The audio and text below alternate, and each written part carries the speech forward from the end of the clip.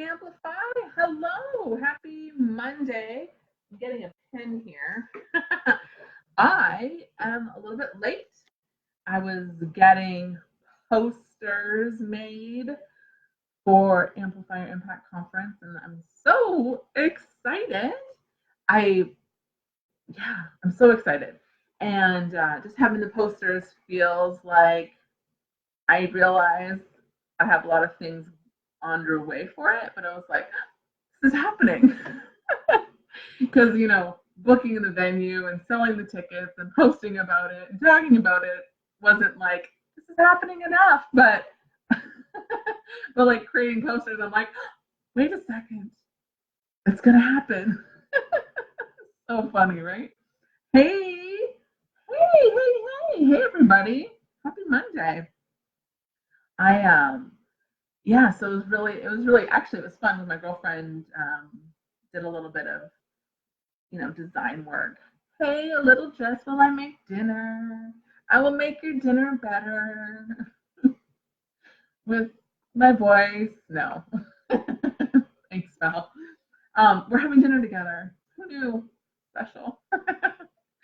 Oh, you guys. So all of last week, so we're talking about overwhelm and focus. And all last week, we really dug into overwhelm and like, what are some really great ways to notice you're in overwhelm and get out of overwhelm, or start to get out of overwhelm and start to be like, this is my vision, and get a plan going, get the clarity, get the commitment happening. And so this week, it's really like 5 lies. We're talking about the lies, la. And I don't know why I sing. It's just fun. I'm so fun. But we're talking about the lies. We're talking about the lies. So I'm going to talk about the lies I tell myself. I want you to think about the lies that you are telling yourself about, one, why you can't focus, or why you can't get clear on your vision, or really why you can't have any, whatever it is that you think you can't have. So lies, all lies. So a year ago, I don't know if Val's still listening while she cooks, but a year ago I was with Val and 2 other beautiful women, and 100 other beautiful women, and I was at a conference, and I remember sitting in the conference, and we're in Arizona, and it was lovely. We had it was a great few days. I had a really wonderful time. And we're sitting at a conference and listening to the speaker and a couple other speakers that were there. Val spoke when we were there. And I remember like sitting in the audience and thinking a couple things to myself.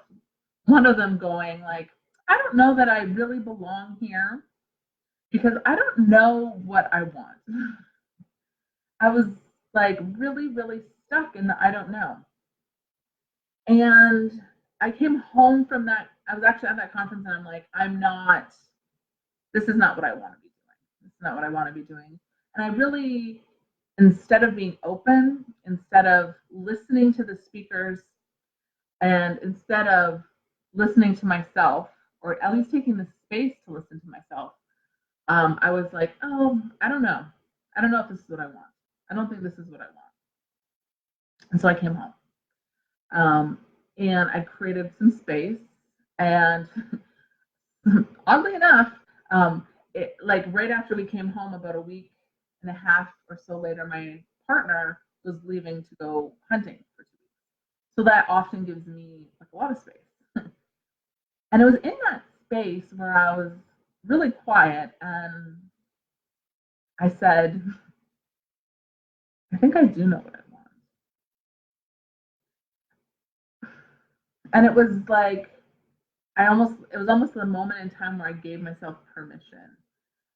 So let me break down a lot of the things that were happening. So what I wanted is exactly what I'm doing today. Creating a community, teaching women how to create community, and hosting my first conference. So a couple of things, and I think we talked about this a little bit last week about giving ourselves permission. And so that all happened. But I just kept saying, I don't know. So that was really easy. So saying I don't know is easy. Simple. What do you want? I don't know.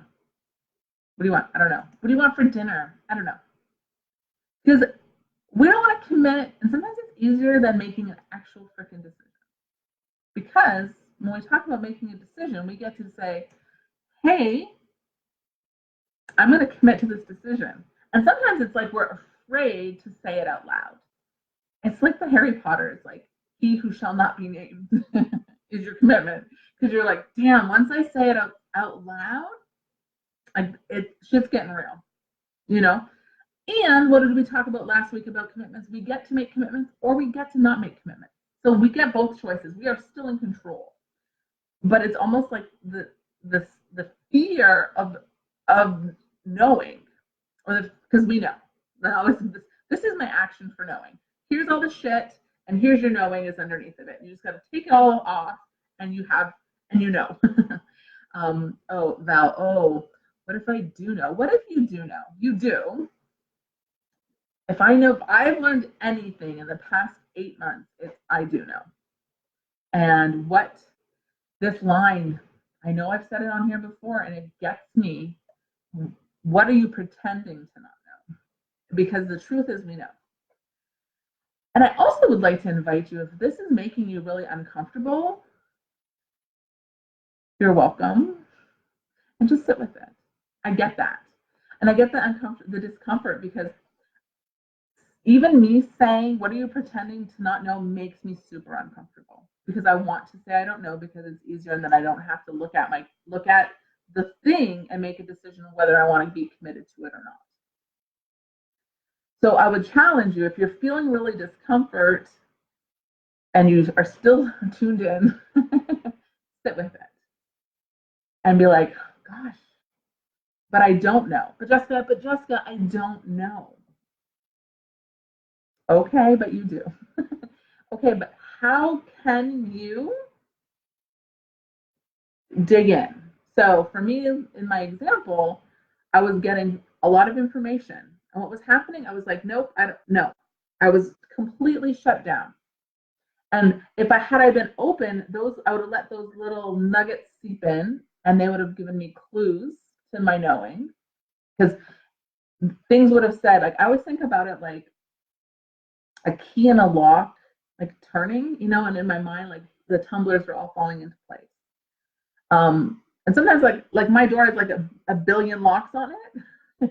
And each one I'm just doing one at a time, 1 year at a time, one stretch, one discomfort feeling at a time. And when one of those keys comes in and it turns and the tumblers start to fall in, it's like, oh, okay. But I have to let the keys come in, if that makes sense. I have to allow the information to come in sometimes. And it can be information I've heard a million times before, or like twice before. And the information I hear is different somehow. I'm hearing and I'm experiencing it differently. So actually, Val says, great analogy. Well, thank you, Val. So like Val's a business coach, I'm a business coach.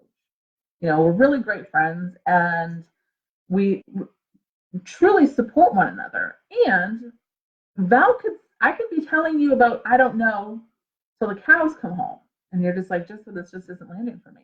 Val could say it, and you're going, yes, finally this makes sense. So don't underestimate the power of hearing something repeated to you multiple times, because sometimes you just need to hear it a certain way for that key to turn, for the tumblers to fall, and you to go and get that aha moment and be like, that makes sense. So I would to that point too. So I was closed down, shut down, not letting in. It was really narrow focus. I wasn't letting in any information that would really have any opportunity to turn off for me. And so that would have been very helpful. Really consuming some stuff to help shift something inside of me, help me see something differently. And then what would happen is have the Val, that's usually the reaction I get. Exactly. Everyone hears me say it and then goes to Val and Val says it once and they're like, yes, Val, amazing. I love that. So I'm not letting the information in. So I'm like, no, I don't want to absorb this. What happened is once we came home, I was letting things sink in. And then what happened is I had some space. So my partner, and I mean, your partner doesn't have to leave for 2 weeks for this to happen. You can create the space. I just didn't. Full disclosure, I just didn't. I just, because I was like in I don't know. So, and my partner left. So then I had, a lot of more quiet in my house. My kids are still here. And it was like everything started sinking in and it's like, and all of the tumblers started falling into place for me where it was like, I do know, and I'm scared, and it's scary, but I do know what I want. So now I get to make the decision. I get to commit or I get to not commit to it. And for me, it's like I'll talk about other lies I'm telling myself this week. So I don't want to get too much into any other of them, which they all fall in line. But the first step is like going, I know. You know. Whatever it is you're saying, I don't know, I lovingly call bullshit on it because you do know. You are just in fear or in scarcity, or in my case, you are just like, I don't want to know. I was pretending to not know because I knew deep down that once I really gave myself permission to see what it is that I wanted, then I had to take action. I didn't have to, I chose to, but I just knew I would want to take action. I just knew I would want that next step. I just knew that I wanted to be committed to it. But just also remind yourself you don't have to be committed, but you still get to figure out what do you know. Hey, Cherie. Oh, girl. Okay. Cherie says, opportunity for self-realization. To thine self be true. Yes. Thank you for that. My motto lately has been do it scared. Yes. 100%. And I would almost flip that around, Cherie, because my experience of you is like brave, courageous, badass. So it's like, do it brave. Do it as a badass. Do it as the courageous woman that you are. Because confidence, like I love feeling confident. I feel confident in stuff that I know. So stuff I've done, I have confidence in. Stuff I have never done, it's not possible to be confident because I've never done it. But instead, I get to be brave. I get to do it anyway. I get to feel the fear and do it scared. I get to do all of those things. Yes, do it brave. And hey, Shereen, the reason I flip it is because that feels more empowering to me right away. Because you don't have to be scared. You can still be excited and still fear. Fear, you can be like excited about something and still have that fear because you are brave. Yes, thank you. Good. I'm glad you like that. Perfect. Nice flipper arounder. And I also try to always think of my language in terms of the positive. Because I don't want to speak the negative. I want to speak into the positive. So what does the opposite look like? So that's why I don't even say fearless. It's silly. It's so funny how we think about how we say things. I don't say fearless anymore. Or I'll go to say fearless and I'm like, okay, well, what's the opposite? Brave, courageous, badassiness, whatever. So yeah, so just what if you knew? And what if you were at least curious enough to find out what's underneath? So for the next week, when someone asks you something or you ask yourself something and you hear yourself say, I don't know, then I want you to think of me and my orange shirt today, orange shirt day. Think about me and me saying, what are you pretending to not know? What if you did know? What if you got curious and figured it out? Kat says, fear is good. To fear something and want it so badly at the same time is magical. Yes. yeah, like fear is normal. You know, we like, what's the right word I'm thinking of? Like we make it this big bad thing.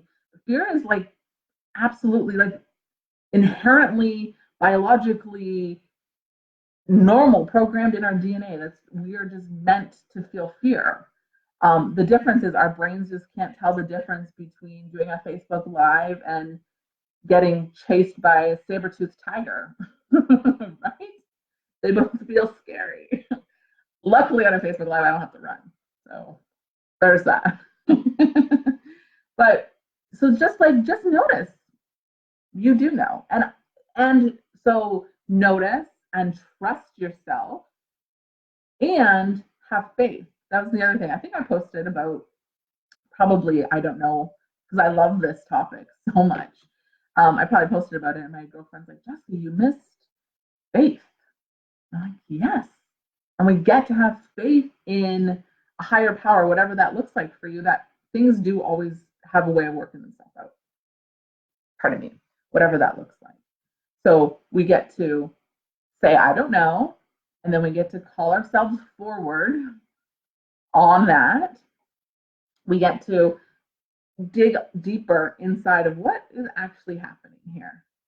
So we get to listen to some things. Maybe it's this talk, maybe it's something else.